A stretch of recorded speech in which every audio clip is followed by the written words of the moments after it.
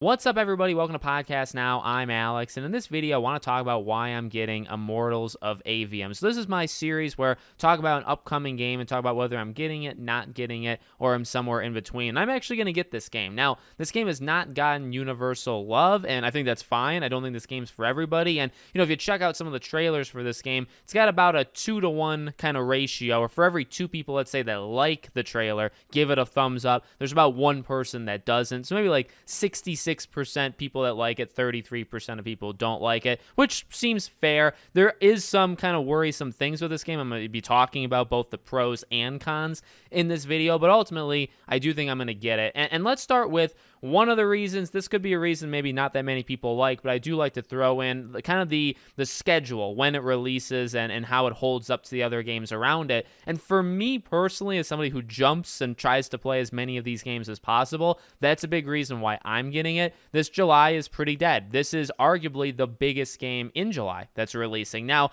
I could very much argue Oxenfree 2 will be the best game in July. I think I'd probably even wager money on that, but this game probably is the biggest. And really, there's Oxenfree 2, and there is The Expanse, which is at the very end of the month. So those are really, to me, the ones that stand out. I'm sure there's other games. In fact, there are. But those are the games that I'm kind of, zeroing in on. So it's a lower month. It's a relatively light month compared to, I guess, what we got in June for sure, right? June was a lot bigger than that. And we've had some big months, January even, in this year. So that's one thing working on this game's side is there's not too much to play. So you look around and you see this game and you say, well, I'll give it a try. Second biggest reason is the gameplay. So I could very much see, and there have been obviously discussions of, when you look at the story and the characters and the writing, doesn't seem all that great. I'm gonna take that angle. I don't think anything there really stands out. It may not be for me, but what I've seen so far, I haven't liked all that much. So I would say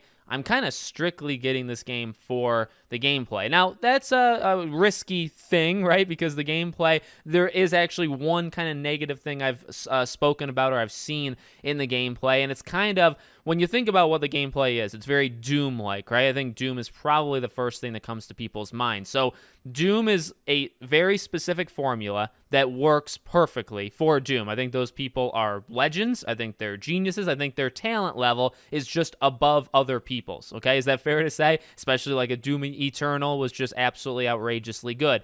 I don't know if this game can match that. And what I mean by that is you need to be able to hit those moments of going from place to place, room to room, hallway to hallway, fighting these dynamic enemies where you change them up. Sometimes bosses then become mini bosses, and just the way Doom operates, right? The fast speed of things, constantly kind of giving you something new to play as, the enemies that swap in and out but really work for each level, and just the constant movement. That's really, I'm sure there's a little bit more you can go into, but that's what makes Doom, I think, so special. This game seems to have a lot of that. It doesn't seem to have, I think, as much populating an area. In some of the gameplay segments that they've shown so far, I've noticed a lack of enemies, I suppose, is probably the best way of putting it. There just doesn't seem to be as much going on. And not that I want the screen to be filled, like 1,000 things on screen, 24/7, but just, again, that formula that they clearly are trying to do. Like, nobody's hiding it, right? It's very specific, and it works, and it doesn't work for everything.